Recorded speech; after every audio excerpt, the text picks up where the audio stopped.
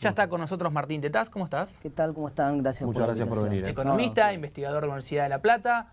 Martín, uno tiene la pregunta inicial que le hacemos a todos los economistas y todos los economistas nos van a responder lo mismo, pero en esta te tenemos fe. A ver, uno tiene un pequeño ahorro. Un ahorro de una persona de clase media. No estamos hablando de un empresario. ¿Qué hace con esa plata? Es una pregunta difícil. La pregunta es si ese ahorro simplemente quiere ser canalizado a una actividad de consumo, cómo canalizarlo mejor. Y la segunda pregunta es si en todo caso quiere ser canalizado a una actividad de inversión, cómo canalizarlo mejor. Digo, son dos posibilidades distintas. Una cosa es que vos estés ahorrando porque querés postergar consumo, querés hacer un viaje, por ejemplo, querés comprar un electrodoméstico un poco más caro, querés cambiar el auto, es una cosa. Y otra cosa es que vos estés ahorrando porque querés poner un negocio, querés pagarte un doctorado, querés incorporar mercadería en tu negocio, querés abrir un local. Entonces, una cosa es ahorrar para la actividad productiva y otra cosa es ahorrar para la actividad de consumo. Si el ahorro es para la actividad de consumo, creo que este es el momento para gastar los ahorros en comprar paquetes, por ejemplo, de viajes, en comprar electrónicos que vienen de afuera y que todavía pueden entrar con el dólar subsidiado en algunos casos, sobre todo, por ejemplo, autos importados. Entonces, es una oportunidad en la cual uno sabe que el dólar está subsidiado. Ahí nombraste un detalle importante, autos importados. Ahí hay una, diríamos, un truquito, ¿no? Que están todos invirtiendo para, por ejemplo, el que tiene dinero en dólares está comprando autos importados porque es una forma de que ese dinero quede como un ladrillo, pero menos, ¿no? Mirá, lo que pasa es que la gente lo que está buscando es dolarizar de alguna manera sus ahorros, en un contexto en el cual la inflación te come básicamente el 25% de tu dinero. Esto es equivalente yo a veces lo digo en términos más gráficos, uno le habla de porcentaje a la gente y la gente por ahí mucho no comprende, ¿no? Pero esto es como si vos 2 meses del año, cuando salís de cobrar el sueldo del cajero con todo el sueldo en la mano, te lo robaran, más o menos equivalente a eso, ¿no? El 20-25% de tus ingresos se te van por efecto de la inflación. Entonces la gente busca obviamente cubrirse. Una cobertura interesante es en aquellos bienes que vos sabés que van a estar dolarizados siempre, y los autos importados son uno de esos tipos de bienes que están dolarizados, los electrónicos que tenés que utilizar y que pueden servir también para actividades productivas también lo son. Ustedes les interesa el periodismo, por ejemplo, pueden, si quieren comprar una cámara, si quieren comprar una tableta, por ejemplo, o si tienen un poco más de plata y son el director del canal, se pueden comprar otro canal, pero pueden invertir en lo que yo siempre digo es invertir en las actividades productivas que uno conoce, que son, en estos momentos aparecen muchas veces las recetas mágicas. Pero a ver, repetime eso del ejemplo del sueldo que te roban, porque me parece muy gráfico y una gran explicación. Claro. Eso significa, la inflación hoy significa que el sueldo de cada dos meses de sueldo se los quedó alguien, digamos. Uno cuando ve el problema de la inseguridad, por ejemplo, el problema de la inseguridad es un problema muy importante, y uno dice, mira, tengo miedo que me roben cuando salgo de cobrar el sueldo, y eso te puede pasar una vez cada tanto tiempo. Ahora, en Argentina lo cierto es que te pasa 2 veces por año, que el Estado, artificialmente, con un impuesto no legislado, se queda con el 20%. Un robo hormiga, vamos a poner. Una especie de robo hormiga, se queda con el 20-25% de tus ingresos, si vos te quedaste parado en pesos. Por eso la gente desesperadamente huye hacia el consumo, huye hacia comprar dólares cuando puede, huye hacia comprar activos dolarizados o algún activo que lo proteja de alguna manera contra ese robo que significa la inflación. ¿Vos crees que después de las elecciones, viste que se habla mucho de que no va a haber una devaluación, pero sí que va a haber un dólar especial para cada sector? El dólar aceituna, el dólar soja, o sea, un dólar para nosotros y un dólar para distintos sectores de la economía. ¿Vos crees que va a tender hacia eso? Yo creo que lo que está pasando en estos momentos en Argentina ya lo probó Venezuela antes, y seguir en piloto automático sería un suicidio total.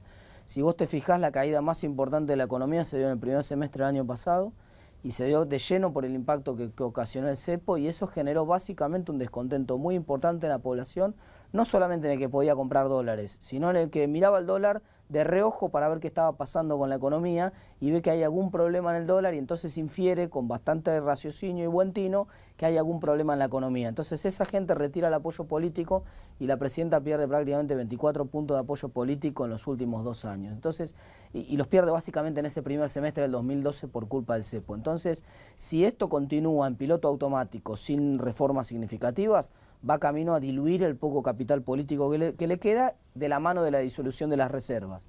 Por eso planteo yo que algún tipo de cambio sin duda tiene que venir. Recién Juan Cruz te preguntaba por el tema de los ahorros, ¿no? Que es una pregunta que solemos hacer acá, es cierto.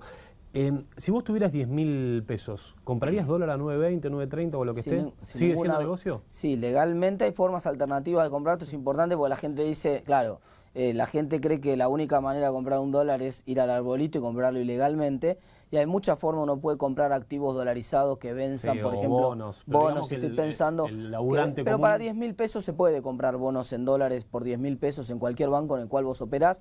Vas y decís, mira, yo quiero comprar un bono que esté en dólares y que venza antes de las elecciones del 2015. O sea, yo no pondría. Claro, yo tengo Sí, que, puede ser un dólar link o puede ser, esa es una alternativa, porque lo cierto es que esa brecha, que si bien la brecha ya está muy grande entre el paralelo y el oficial, ahora están avanzando a paso parejo, ¿no? Entonces el dólar link no es mala idea. Pero ¿no? ahora te pregunto en tema de la operatoria, porque hace un par de días Carlos Burgueño también nos comentaba esta posibilidad, pero a mí la duda es para el laburante que no entiende mucho esto, que está bien, fue al banco y compró ese bono.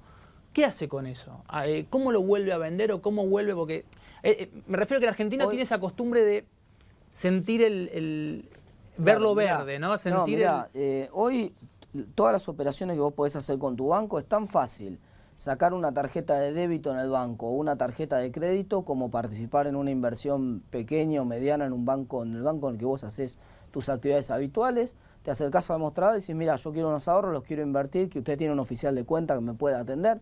Sí, no hay ningún problema, te van a asignar a una persona que no importa el monto, 10.000 pesos está bien, y te va a ofrecer alternativas de inversión para esos 10.000 pesos. Lo único que vos no puedes hacer es quedarte en tu casa con la plata, porque ese es el... pesos, con los pesos, básicamente, claro. Porque aparte todos los años se devalúan entre un 10 y un 30%, depende de quién mida la inflación. No, básicamente por el tema de la caída de la inflación, no. Es que ese es otro tema. No es que se devalúa, depende de quién la mide la inflación. La inflación es una sola, nadie sabe cuál es, esto es verdad, ¿no? Pero lo que sí sabe la gente es que la capacidad adquisitiva de sus ahorros va cayendo año tras año. Y lo que pasa es que también es loco, porque si vos te pones a pensar, si en enero tenés 100 pesos en la mano y a fin de año tenés 75, claro, es mucha pérdida de plata. Ese es el tema, en tanto y en cuanto la inflación se mantenga en el 25. En Venezuela pasaron 2 o 3 años con este esquema y después en algún momento la crisis política se les fue de las manos y hoy están con una inflación de 65. Entonces, guarda con estas cosas. Tenemos la segunda inflación más alta de toda la región, ¿no? Por eso digo, guarda con estas cosas porque una inflación alta se puede desbocar si la crisis política se agudiza. Y, por ejemplo, ¿una crisis política puede ser la derrota del gobierno en estas elecciones? Yo creo que buena parte del resultado electoral ya está anticipado. La gente ya sabe que el gobierno, sería una sorpresa notable que el gobierno revierta el panorama de las elecciones pasadas. Creo que no va a ser mucha novedad, creo que lo que va a ser más importante es el reacomodamiento político que se produzca después. El tipo de construcción política y la lectura que haga la presidenta y el tipo de modificaciones que haga. Yo me imagino una gran modificación política en materia de gabinete, por ejemplo, pero me la imagino porque eso es lo que haría una persona racional que quisiera seguir 2 años en el gobierno.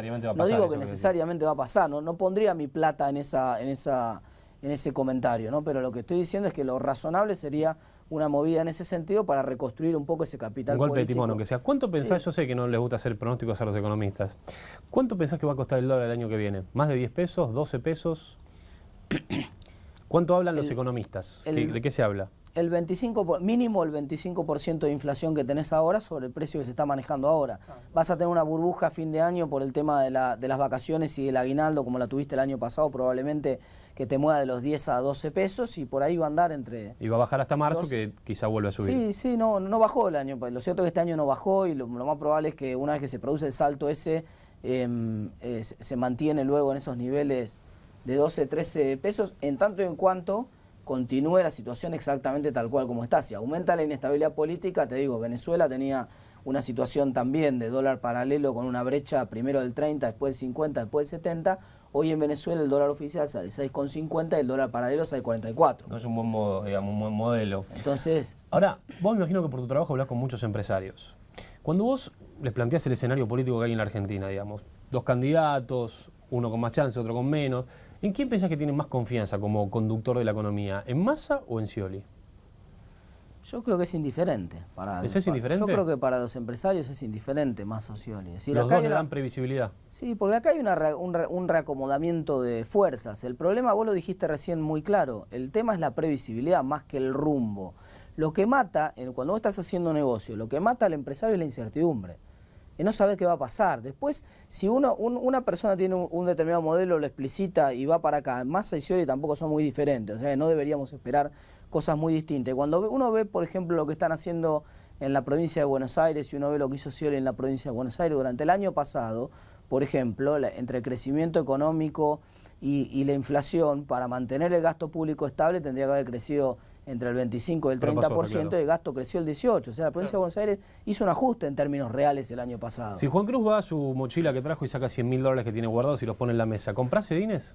Sí, comprar Sedin es una muy buena idea porque permite la posibilidad de venderlo legalmente al valor del dólar paralelo. O sea, si él quiere venderlos, si él ahora quiere vender los 100.000 Sedines, los $100.000 que tiene para la actividad productiva, salvo que sea la gente de Bridas, que por ahí tiene posibilidad de algún trato preferente, seguramente lo va a tener que vender. Lo va a tener que vender a 5,70. En cambio, el Sedin lo puede vender más alto. Salvo Juan Cruz. ¿Por qué nadie confía en los Sedines? Bueno, porque la gente que ya tiene, la que no necesita volcar dólares a la economía, no tiene ningún negocio en entrar en Sedines. Si yo ya salí, es muy difícil que entre en un lugar donde, si yo te digo, mira, te invito al cine esta tarde, y la puerta, vos sabés que va a estar abierta, a las 8 va a estar abierta, y a las 10... Cuando vos quieras salir te la van a cerrar a la puerta. ¿Vos irías al cine? No. Vos vas al cine porque sabés que cuando termina la película te podés ir. Entonces el problema es que si vos sabés que la economía está escasa de dólares, que no dejan salir absolutamente un solo dólar, y vos ya sos de los privilegiados que lograste tener los dólares afuera del sistema, es medio suicida que pienses en meterlo. ¿Y cuál fue la movida del Grupo Bridas entonces? Bueno, todo el mundo está planteando que, vos fíjate que estas cosas interesantes, ¿no? Se habla de una inversión que haría Bridas en Vaca Muerta. Se supone que esa es la excusa o el argumento que tiene. Pero supuestamente el bono, el VAD, es un bono para inversiones del sector público, no para inversiones del sector privado. Por otro lado, está claro. Entonces, en realidad, lo que pasa ahora es que hay gente del sector privado que va a hacer una inversión en el sector privado y que lo que está haciendo es, la discusión es, mira, yo voy a hacer que es la misma discusión de Vale que había con la minera. La discusión es, yo estoy dispuesto a hacer una inversión, quiero traer una cantidad de dólares, pero si esos dólares los tengo que traer a 5 pesos con 70, no me conviene, porque los costos en salario los tengo que pagar como si el dólar fuera de 8,90.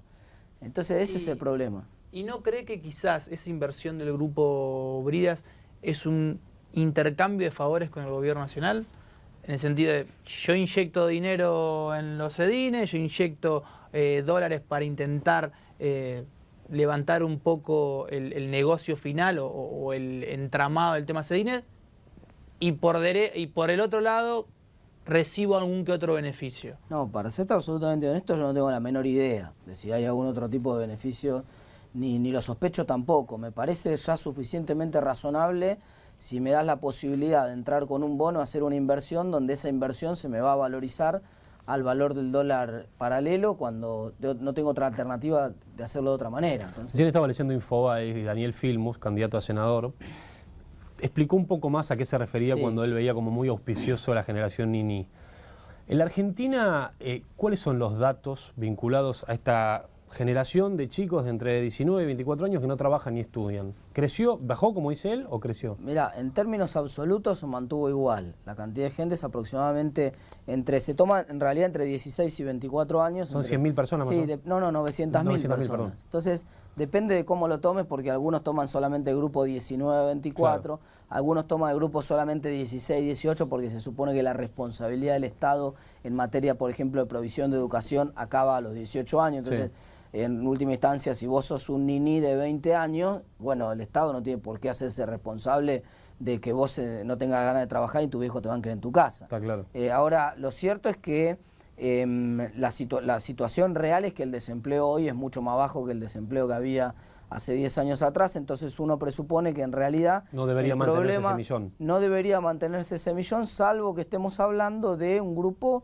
que está directamente marginado del esquema formal de funcionamiento de la economía y que en realidad no es que no busca entrar, por eso no saltan las estadísticas de desempleo, no busca entrar en la actividad económica porque sabe que no puede. Por ejemplo, una persona que no terminó el colegio secundario sabe que el tipo de empleos que va a poder acceder son de muy baja calidad, entonces salvo que sea una situación extremadamente necesaria, no lo hace. Y en el caso particular de los niní, que mencionaba por ejemplo Filmus, es verdad que en su mayoría son mujeres, y entonces bueno, la mujer no es muchas veces el jefe de hogar, tiene la alternativa de salir por elección, no salir por necesidad del mercado laboral. Así hay que pensar en fracasos de la política económica, ese es claramente uno de los más importantes. Crear una generación de gente que no se incluya en el sistema laboral y que encima no tenga mayor expectativa que vivir de un plan. Yo creo que el gran fracaso de estos 10 años es que todavía nosotros tengamos que estar incluyendo con subsidios. Es decir, el sistema económico no incluye por sí solo, que sería el ideal. Con trabajo. Entonces, digamos. con trabajo, por ejemplo, con estudio podría ser.